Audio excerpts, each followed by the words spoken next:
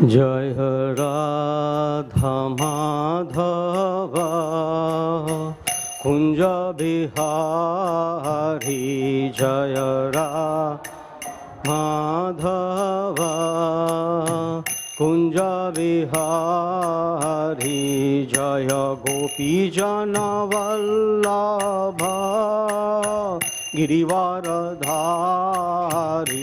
जय गोपी जन वल्लभ गिरिवारधारी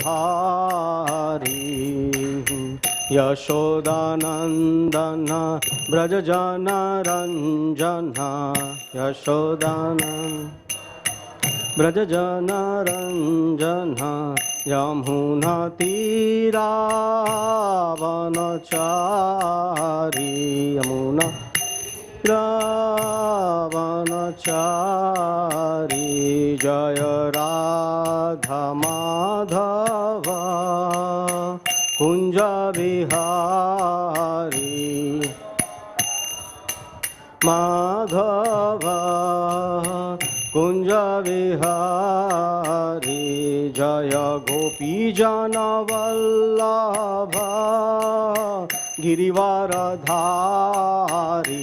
जय गोपी जन वल्लभ गिरिवारधारी यशोदानंदन ब्रजजन रंजन यशोदानंदन ब्रजजन रंजन यमुना तीरावनचारी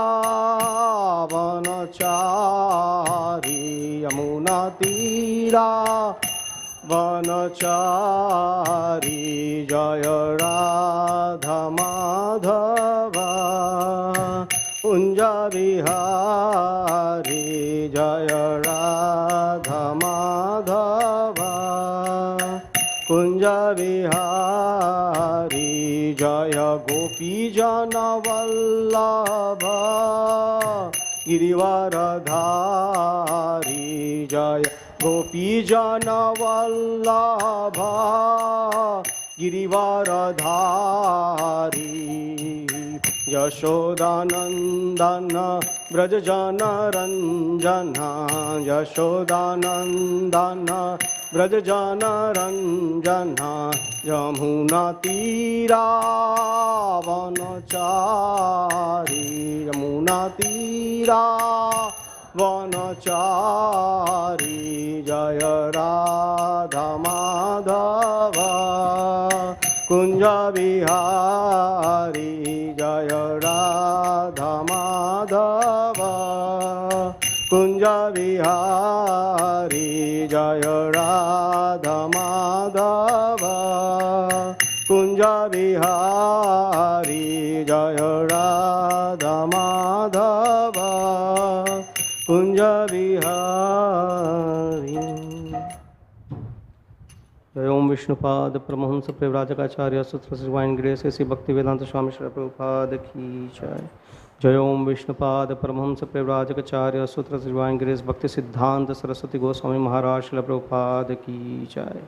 अनंत कोटि वैष्णव वृंद की जय। All glories to the assembled devotees. Hare Krishna. All glories to the assembled devotees. All glories to the assembled devotees. All glories, all glories, all glories to Sri Guru and Sri Gauranga. Om Namo Bhagavate Vasudevaya.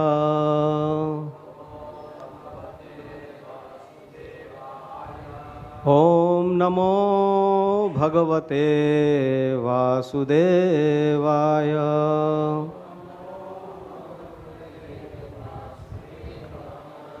Om Namo Bhagavate Vasudevaya.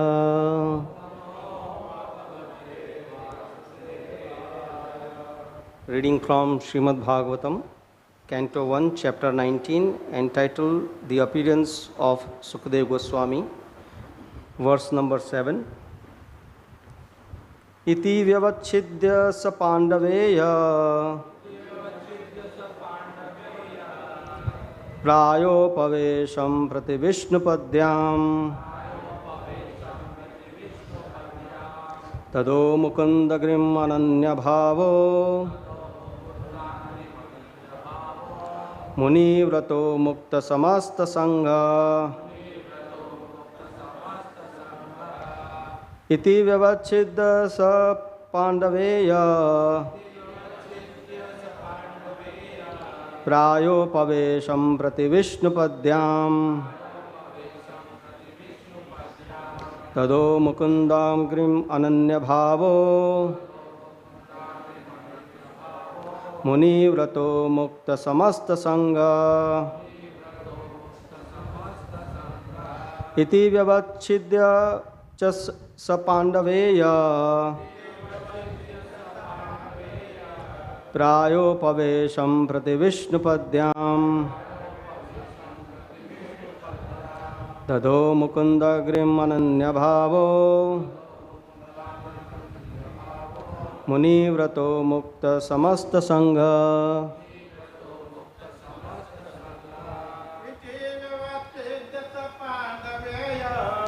Divyavachidya Sapandaveya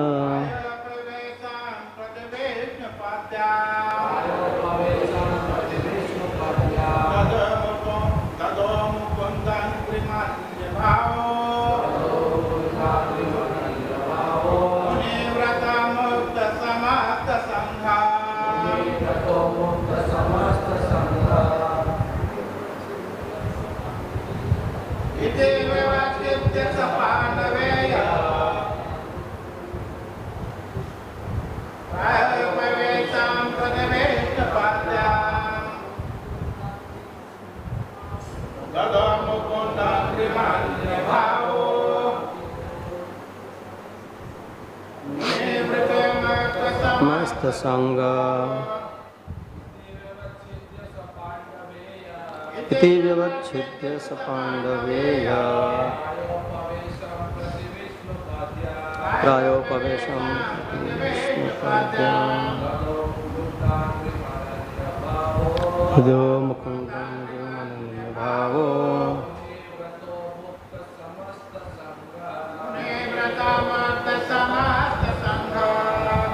Matajis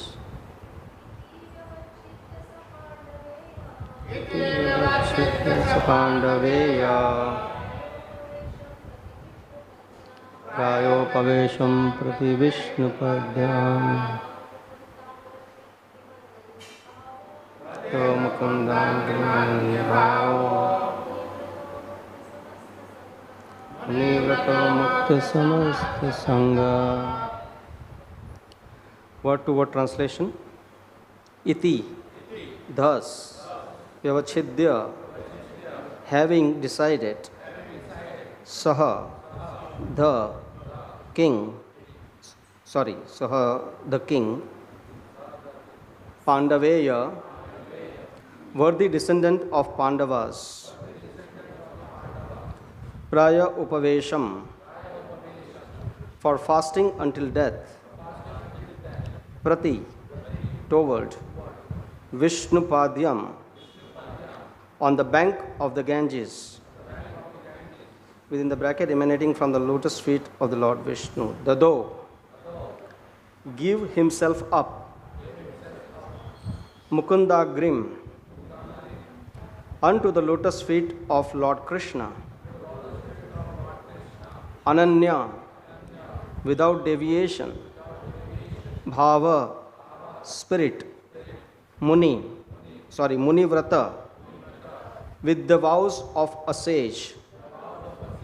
Mukta, liberated. Samasta, all kind of. Sangha, association. Translation and purport by His Divine Grace Srila Prabhupada. Thus the king, the worthy descendant of Pandavas, decided once and for all and sat on the Ganges bank to fast until death and give himself up to the lotus feet of Lord Krishna, who alone is able to award liberation. So freeing himself from all kinds of association and attachments, he accepted the vow of a sage. Purport by His Divine Grace Srila Prabhupada. The water of the Ganges sanctifies all three worlds, including the gods and demigods, because it emanates from the lotus feet of the personality of Godhead Vishnu. Lord Krishna is the fountainhead of the principle of Vishnu Tattva, and therefore shelter of his lotus feet can deliver one from all sins, including an offense committed by a king unto a Brahmana. Maharaj Parikshit therefore decided to meditate upon the lotus feet of Lord Krishna, who is Mukunda, or the giver of liberation of all description. The bank of the Ganges or the Yamuna river or the Yamuna give one a chance to remember the Lord continuously. Maharaj Parikshit freed himself from all sorts of material association and meditated upon the lotus feet of Lord Krishna, and that is the way of liberation. To be free from all material association means to cease completely from committing any further sins. To meditate upon the lotus feet of the Lord means to become free from all the effects of all previous sins. The condition of the material world are so made that one has to commit sins willingly or unwillingly. And the best example is Maharaj Parikshit himself, who was a recognized sinless pious king, but he also became a victim of an offense, even though he was ever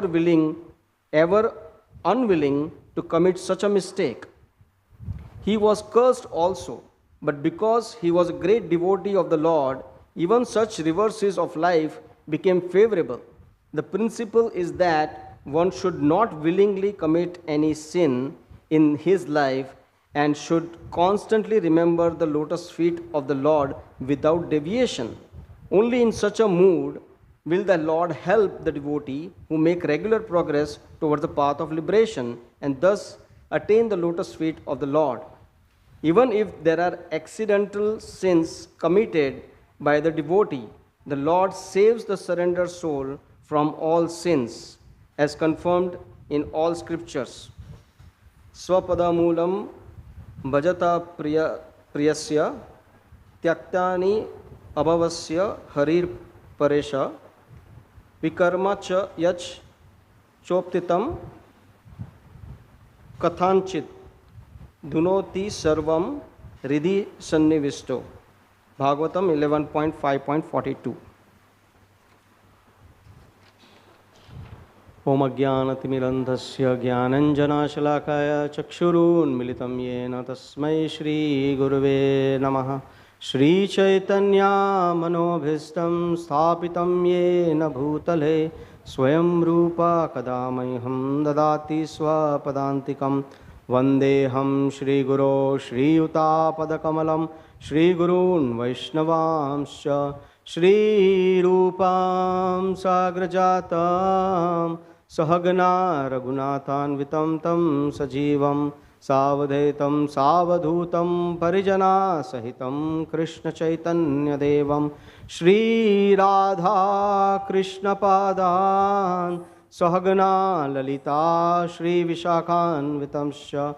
He Krishna Karuna Sindho Deenabandhu Jagatpate Gopesha Gopika Kanta Shri Radha Kanta Namostute Tapta Kanchana Gaurangi Shri Radhe Vrindavaneshwari Vrishabhanu Sute Devi Pranamami Haripriye Vanchakalpatarubhyascha Kripa Sindhubheva Patitanam Pavanebhyo Vaishnavebhyo Namo Namaha.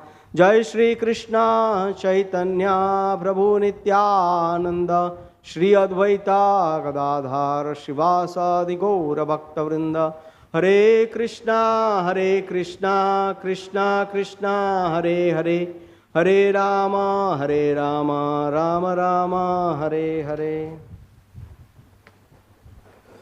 Hare Krishna. First of all, thank you to the temple management for giving me an opportunity to share my thoughts on this particular verse of Srimad Bhagavatam, because I am not at all qualified, and maybe just because my name is in the list and I requested that I can give class, so I don't know why temple management decides such things, that okay, we can give opportunity to such an unqualified person, but very grateful to the temple management for really giving me an opportunity to purify myself. And before I start, I sincerely seek blessings of all the assembled Vaishnavas here and whoever is probably hearing online. I sincerely seek your blessings. Whatever I speak is probably for my purification, and it may help you to some extent. Then it's definitely wonderful. So, one more time, just reading the translation. Thus the king, the worthy descendant of the Pandavas, decided once and for all and sat on the Ganges bank to fast until death and give himself up to the lotus feet of Lord Krishna, who alone is able to award liberation. So freeing himself from all kinds of association and attachments, he accepted the vows of a sage. So as we can see, the previous speakers in this particular chapter has been really explaining the various concepts so beautifully. As I believe from Sunday, Sridhama Prabhu started with a wonderful concept that he explained of repentance versus atonement. It was so wonderful. And after that, Nanda Dulal Prabhu spoke about right, wrong versus appropriate, inappropriate, and good, bad versus auspicious and inauspicious. So it's so wonderfully explained. And after that, Sankirtan Prabhu very nicely helped us to park our car in Golok Vrindavan, which was very wonderful analogy that he has given, which is definitely going to help us. And then definitely our most dearest Dayal Chandra Prabhu, as always, emphasizing, and it's this wonderful thing he always shares, we know about our birthday or the birth date, but we do not know about our death date. So it's very wonderful. So he emphasized so much on chanting and hearing, because the time is very less and the death can come at any time. So various concepts explained, but if you see the common theme across all the speakers have been explaining is the glorification of Parikshit Maharaj. The Parikshit Maharaj glorification is kind of unlimited, all the devotees just keep on glorifying. And for me also, the one of the most important aspect about Parikshit Maharaj is so amazing is how can he give up being an emperor of the world, within no time. And accept the life of a sage as it is being explained, or the vow of a sage as explained in this particular verse. How is that possible? It's definitely, we hear that it's the Lord's plan, right? But I believe the Lord chooses somebody who can execute his plan, who is very qualified. So definitely Parikshit Maharaj is the most qualified person who is qualified to execute Lord's plan. And we feel that it's just an accident that accidentally he accepted this life of renunciation and fast until death. It just came just like that. Isn't it too hard to believe? It's not possible. Unless until you are living a life of complete surrender to the lotus feet of the Lord, meaning that you are considering everything belongs to the Lord. I am just an instrument. I'm just a caretaker of what is given to me by the Lord.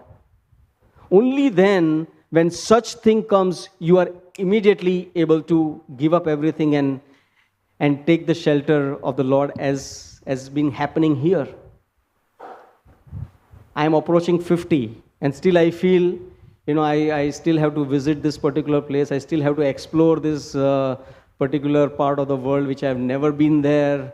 I have to experience this type of luxury, that type of luxury, and so many plans that I have that I want to fulfill for the rest of my life. And when I read about this particular episode, I wonder, if I've been given such a notice that, I am having a, cancer or something like that, which, within a month or so, or within few days, if I have to give up this world, what will I be doing? Practically, I'll be depressed. Or probably finding shelter in something which is not Krishna conscious, because I'll be so in Bombay language bokhla jayega, right? Completely not knowing what to do. That is why it is so important. I was just telling myself that somehow or other I have to convince myself that everything belongs to Krishna. Everything is for Krishna. So I have to start practicing the way how Parikshit Maharaj is teaching us that no matter what position you are, you can be the emperor of the world, but if you're living your life with a consciousness that everything belongs to Lord, everything is for Krishna, then you'll be able to respond to such a difficult situation in your life. Without that, it's practically not possible. As soon as Parikshit Maharaj heard about the curse, and also while he was coming, right, he was repenting and like that, why did I do this? And he was saying that let all my wealth burn to ashes. Let all my power and positions go away. Right? And with that, he was ready to give up everything, and at the same time he heard about the curse, that he has only 7 days. So what did he decide? That he decided to fast until death. Right? And we may wonder that that's impractical, right? Nowadays, let's say if I get such a notice, will I have to fast until death and completely do this? So impractical in this today's day and age. And like that, many devotees may be doing the various aspects of devotional service in a different way, which is of course in parampara, right? But maybe doing it extensively, or maybe doing it very elaborately, right? And we may wonder, it's impractical, it's not like, somebody may be chanting 128 rounds or chanting 64 rounds. It's not practical, like, we have to do different things and stuff like that. So I was thinking that it's basically my incapability to do such things. That's why I am advocating that this is impractical. Isn't it? It's my inabilities, I'm not capable of doing this. But I just still want to be seen as a good person in the society in the devotional aspects, right? So he says, no, it's not a practical, we have to do something different, which we are good at it. And we advocate that is the way to achieve the perfection, right? But rather than that, I was thinking it's actually an offense in one sense, right? Rather than that, advocating impractical, I should confess and say that I am not capable of doing this. And rather, I should appreciate that devotee saying that, Prabhu, you're wonderful. Like, why don't you help me understand how can I dovetail, or how can I develop such abilities? It is so wonderful.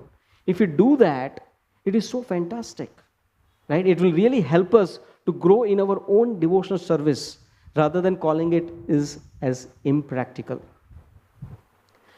Now, I was just wondering, as he decided to fast until death, right? But where did he go? Where did Parikshit Maharaj go after deciding that he wants to fast until death? Did he lock himself in one of the room of his palace and seclusion, ekant? I don't want anybody to disturb me because I'm living this world. Did he do that? No.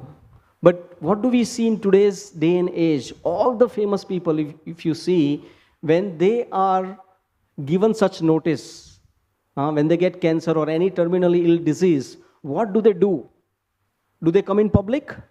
No, they actually go incognito. They hide himself or themselves up. Why? Because they do not want anybody to see how they are living this world. Because they are so afraid that I'll be exposed, that what am I doing at the time of death? How am I responding to the most important event of my life? Even though they may be the most famous people, they may be the most accomplished people, but they cannot respond to the most important event of the life, which is death. But what did Parikshit Maharaj do? That's why we are so fortunate, and we should be so grateful to Srila Prabhupada that he has given us the Srimad Bhagavatam, so that we have access to such information, so that we can imbibe. We may not imitate, we should not imitate, but at least we can imbibe, try to follow in his footsteps to imbibe some of these qualities. What did he do? He gave up all his material association, including his kingly clothes. Isn't it? And he wore just a loin cloth and walked to the bank of Mother Ganga. Isn't it amazing? Otherwise, a king, there'll be hundreds of people. Sir, what do you want? Maharaj, chhata chahiye, ye chahiye, wo chahiye. There are so many things. He completely gave up all the material associations, including the clothes. People are so conscious at that level who are the emperor of the world. Right? How do they look? How do they carry themselves? So much. But Parikshit Maharaj did not care for anything. He gave up all material association, as has been explained here, and he walked to the bank of Mother Ganga. And what did he do? He took shelter of three things. He took shelter of holy river, Ganga. He took shelter of holy people, all the sages. And he took shelter of holy scripture, Srimad Bhagavatam. These are the three things he did. So that is a wonderful message or a lesson that we can learn from Parikshit Maharaj, that what we should be doing and what things we should take shelter of at the time of death. Right? So wonderfully explained. And then we see that as soon as he comes to the bank of Mother Ganga, there is a flood of sages. Isn't it? All the sages from all directions, even sages coming from the different planets, coming there and assembled there to see what is going to happen. So I was wondering that how did they come to know that such a historical event is going to take place? Such a big event is going to take place.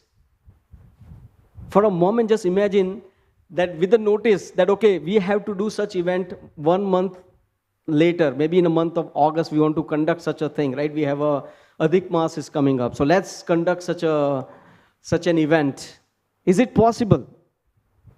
With your latest and greatest communication and the transportation technology that you may have, it's not possible to recreate the scene that we are observing today.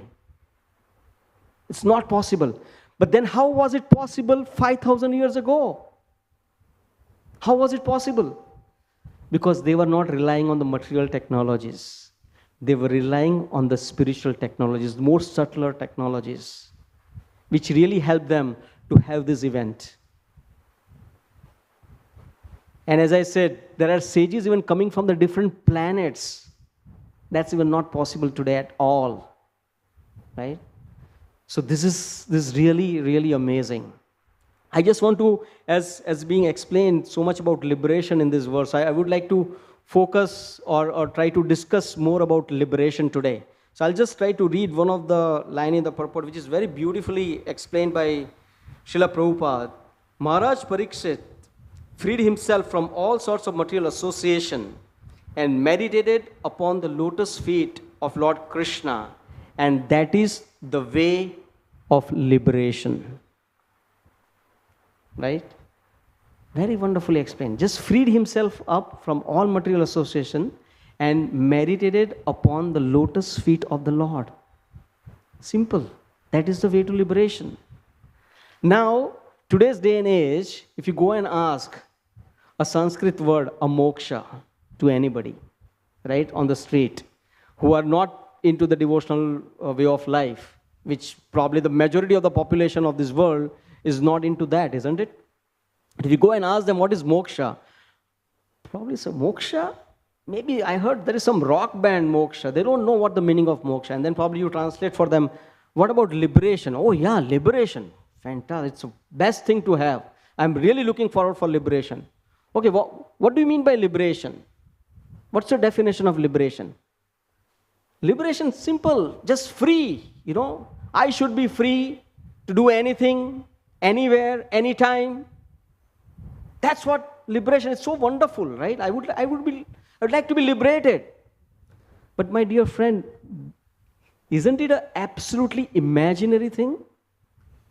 Is it possible to do anything, anytime, anywhere in this human society? What to speak of human society? Go to even animal society where there are no stringent laws like what we have in the human society, right? Nobody can go without clothes and walk around and do anything and everything. The police will come and put you in the jail, right? In animal kingdom, they are free to do anything and everything. They can have enjoyment with anybody. They can eat anything, right? But are you seeing that they feel liberated? No, they are always in anxiety. Somebody will come and grab my food. I was at Melkote and I was carrying the prasad to offer to Narasimhadev, but before that monkeys were there and they took it and there were 2 bananas in it and there were about 5 monkeys fighting for 2 bananas. Right? So it's not that even if you don't have any rules and regulations, still you will not be able to find yourself free. Why? Because that kind of freedom is nothing but you are actually being slave to your senses. Because your senses is telling you to do this, do that, enjoy this, enjoy that. So it's actually a slavery. And they are calling this slavery as a freedom, as a liberation. Can you imagine the degradation of the society? This is liberation. And in fact, it can happen in our devotional society as well. Long ago, in the initial days of ISKCON, one follower of Srila Prabhupada, he was in the temple. And it was becoming too much for him, all these rules and regulations. So he said, enough is enough. I'm going back to my old way of life. So he left temple and he joined as usual, because those days, the hippie days, they were all having the rock bands and things like that. So he was also part of one of the band. So he joined back his old group where they were playing this band and he became a part of it. After some time, he decided to visit a temple, same temple where he used to be. So he came there, and of course Srila Prabhupada was there along with all the other disciples. So Prabhupada greeted him, welcome, what brings you here? So you know what he said? He has an audacity to say that, I came here just to check out, how you guys are doing. Just to check it out. And then, of course, Prabhupada did not say anything, had a normal conversation, and this person leaves. But before he leaves, Srila Prabhupada asks, how are you feeling nowadays? He says, Prabhupada, I'm feeling free. He literally said that to Prabhupada. I'm feeling free, completely free. Why? Because he's saying a lot of rules and regulation, and I'm feeling bound, so I'm feeling really free. And he left, and Srila Prabhupada told his disciples, he is free to grow old, have disease, and die. Isn't it? So we also feel sometimes that it's becoming too much, don't eat onion garlic, don't drink tea, coffee. When I'm in the corporate, so many times you have to go to some of these seminars or the conferences where you have to mingle with a large group of people, and then they said, have a tea. No, I don't take tea. Okay, have coffee. No, I don't take coffee. What do you do? How do you live? And then the food comes and, okay, take this, take that. No, I can't take this. My food I have ordered for without onion, garlic and things. How do you survive? Right? It's practically, and then their real thing starts, right? The cocktail party. Right? And that time you leave. And the people feel is this a crazy fellow? Mufat mein mil raha hai. The drink which is costing so much. Even the managing directors and the people with the very high post, and they have a very fat salaries, they can afford. But if anything is coming for free, they just consume it like anything. Muft mein mil raha hai na, le lo, maza karo.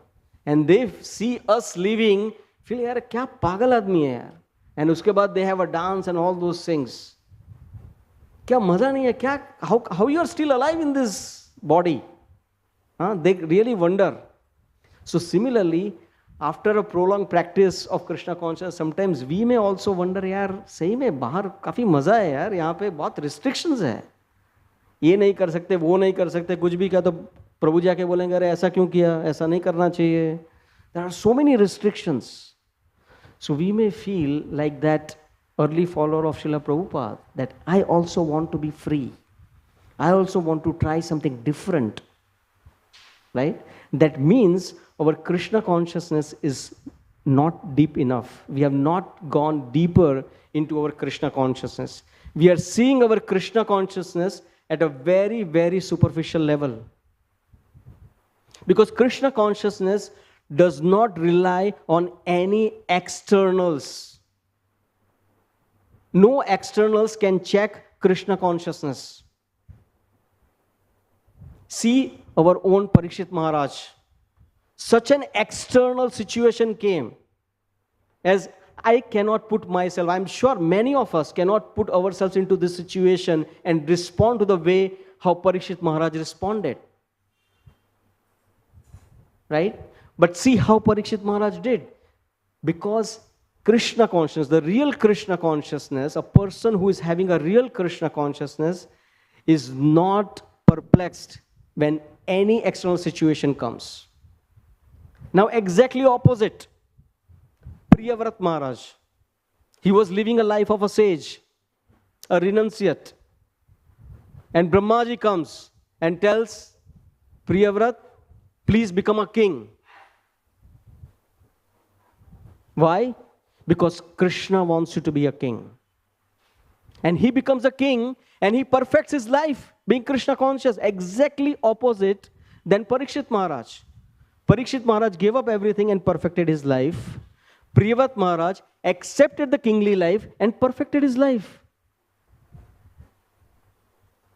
This is a proof that Krishna consciousness is not relying on any external situations. You may say, oh, this is thousands of years ago. What about the current day and age? Bhakti Siddhanta Saraswati Thakur was giving a lecture on the rooftop of Ultananga Junction. And Srila Prabhupada goes there by the force of his friend. And he challenges Bhakti Siddhanta Saraswati Thakur.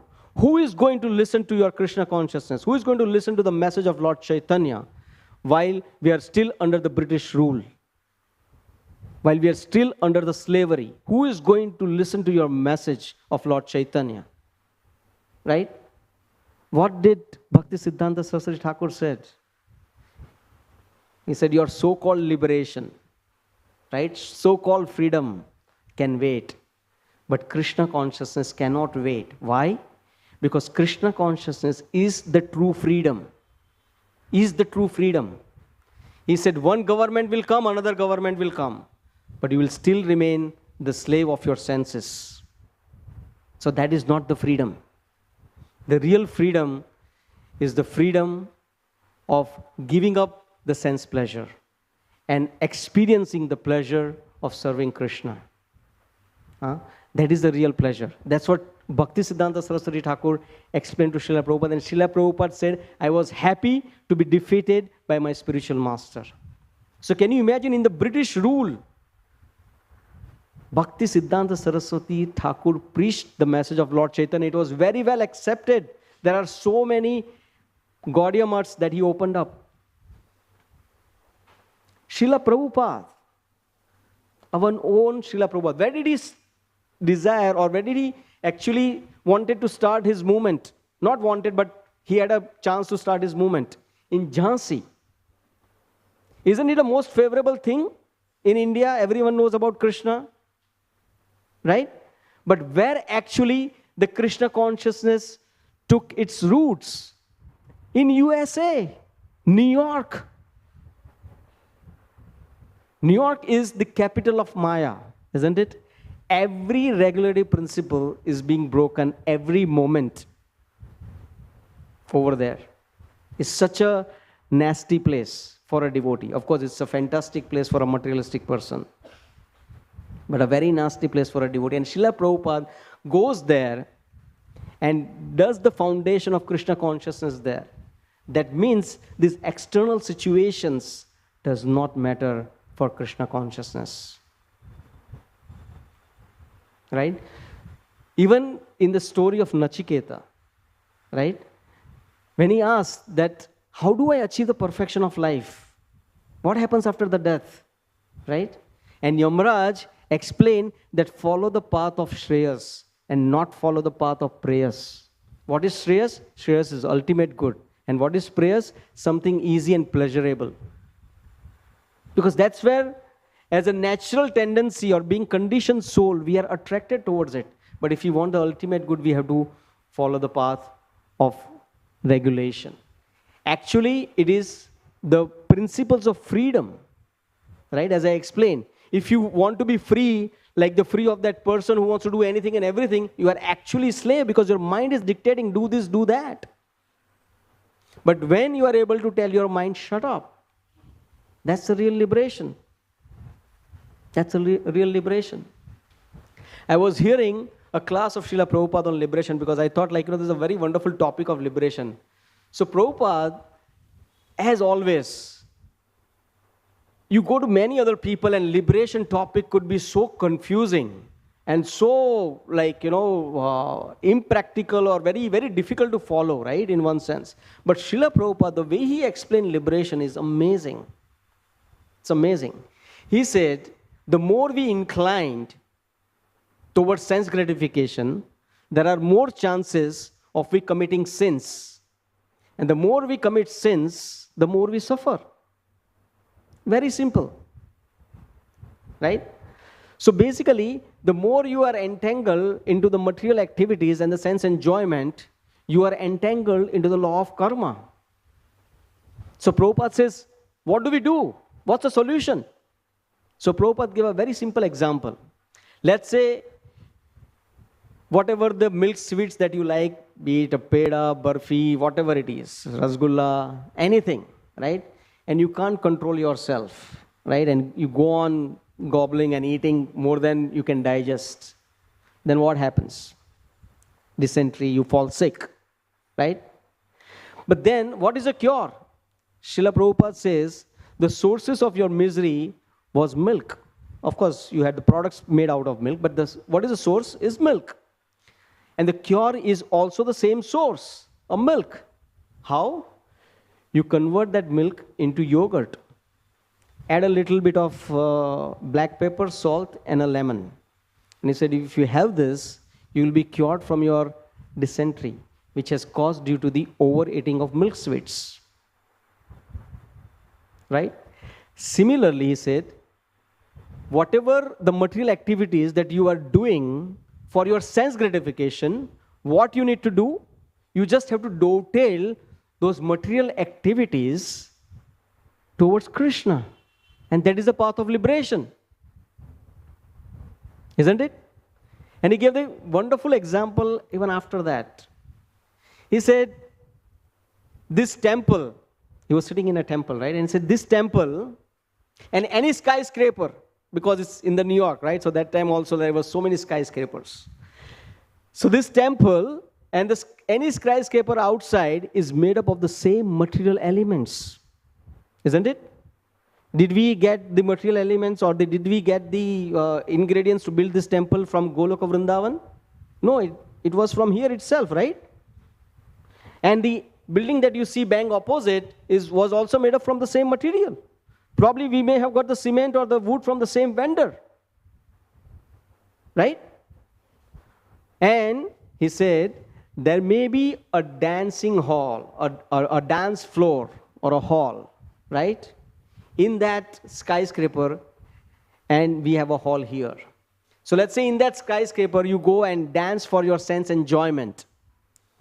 Then definitely, you may be paving your path to hell.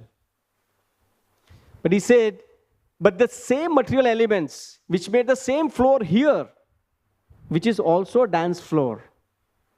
Isn't it? We all dance in Guru Puja. We all dance in Kirtan for the pleasure of Lord Shri Krishna. And the same activity will lead you to path of liberation. Isn't it? So Srila Prabhupada said the only thing we need to do is rather than serving our senses, we should serve the senses of Krishna. Rather than serving our own senses, we should serve the senses of Krishna. One may say, Prabhuji, this is too much, मेरा senses है तो मेरे को ही pleasure देना, अभी कहाँ भगवान की सेंसेस को प्लेजर कहाँ देने जाऊंगा मैं? I want to satisfy my senses. Otherwise, how there is possibility to find pleasure? It is not possible. Prabhupada again gave a very simple example. Very, very simple, and we all have heard it multiple times. But it's very difficult to digest that example. He said, stomach, right? All the food is enjoyed by the stomach. The hand goes out to work, legs walks to the places and things like that, and they do all these things and finally get a food. And when the food comes, they all give it to the stomach. All the senses and the body parts say that, hey, come on, we worked hard to get this food, and now we have to give it to you? No, I want to enjoy it to myself. And Srila Prabhupada said, you may have a rasgulla, and the hand squeezes. Hand says, no, I want to enjoy the rasgulla, and squeezes the rasgulla. What will happen? Will the hand get nourished? Will hand get any strength from that? No. But all these body parts give that same rasgulla or the same food to the stomach. Everything else will be nourished. Your hand will be nourished, your leg will be nourished, everything will be nourished. Similarly, if you give pleasure to Krishna's senses, all your senses be satisfied. All your senses be happy. But we find it very, very difficult, right? It's a very simple. So Srila Prabhupada always gave a very simple process. But it's not easy. It's not easy. Specifically in this day and age of temptations. It's not easy. But it is possible by following in the footsteps of Parikshit Maharaj. What did he do? He came to the bank of Mother Ganga. That means he took shelter of Mother Ganga. Now, how can we take shelter of Mother Ganga? And Mother Ganga is so purifying. Why Mother Ganga is so purifying? Because she is coming from the lotus feet of the Lord. We all know that Vamana Dev, when he pierced the Brahmanda, the Viraja water washed the lotus feet of the Lord and first came to Dhruva Loka and then flowed to all the three worlds. It's Charnamrit, right? So you may say, oh, I don't have access to Mother Ganga every day. No, you do have access to the same water. You do have access to Charnamrit that you have every day at the time of Guru Puja. If we have faith that this Charnamrit is the same as Mother Ganga, and of course it is coming from the lotus feet, it is a Charnamrit. It has the power to deliver me. It has a power to help me serve the senses of Krishna. Then that faith will definitely work for you. Right? We know the story of the Mahatmya of Bhagavatam, right? That Gokarna and Dundubi, right? Everyone was surprised that how come Dundubi got liberated being a ghost? Because he heard with utter faith, absolute faith. Similarly, if we also have that absolute faith when we are drinking the Charnamrit, then it will definitely nourish us. And it is said, our faith gets nourished and gets strengthened in the association of the devotees. Right? So, first thing, that having Charnamrit is also giving us an opportunity to come to the temple and take the darshan of the lotus feet and take the shelter of the lotus feet. That's what exactly Parikshit Maharaj did. Right? Second thing, take the association of the devotees. What Parikshit Maharaj did. Right? So here, this opportunity, this Radha Gopinath temple gives an opportunity to come and associate with the devotees. Same thing. And here Srimad Bhagavatam. That's the third thing that Parikshit Maharaj did. Right? So if we can follow in the footsteps of Parikshit Maharaj by doing these three things, coming to the temple every day or whenever possible, having Charnamrit, have the darshan of the lotus feet, take shelter of the lotus feet, associate with the devotees, hear Srimad Bhagavatam, then there is definitely possible to serve the senses of Krishna and by that have a complete satisfaction of our senses. Right? I would like to conclude with one final thing, that our Srila Prabhupada is absolutely genius. And he is the ultimate receiver of the mercy of Krishna. I'm sure if Gop Kumar comes again to this world, he will definitely go to Srila Prabhupada and say that you are the person who are the best receiver of Krishna's mercy. You are the topmost devotee because you have received the most mercy of Krishna. How?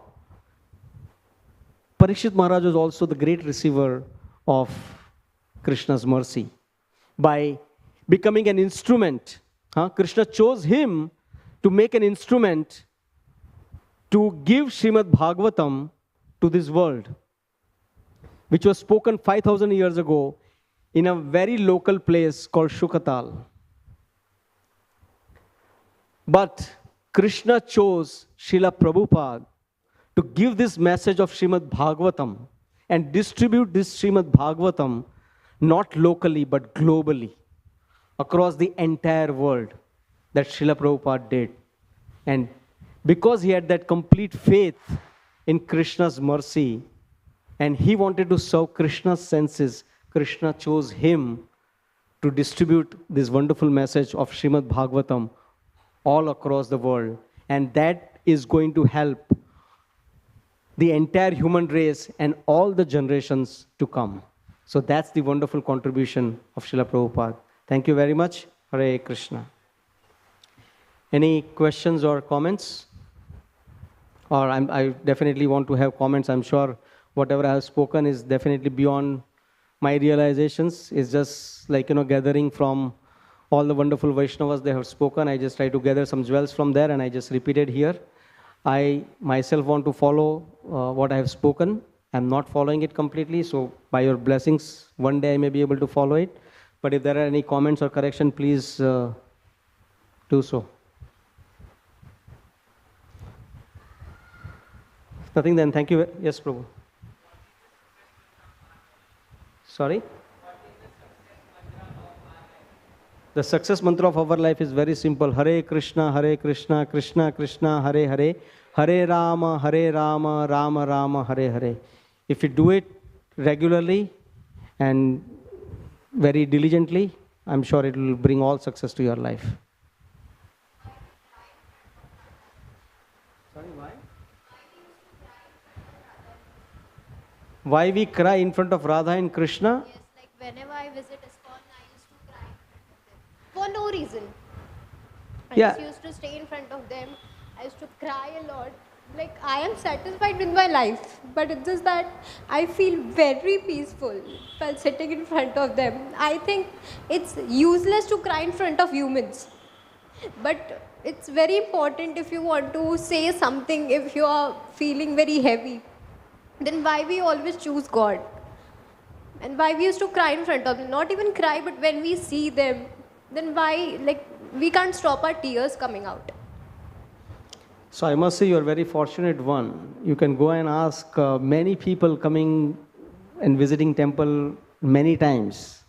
And do they have tears in their eyes? In fact, even a very exalted devotees long for that if I see my Lord, I hope the tears can fall from my eyes of gratitude, right?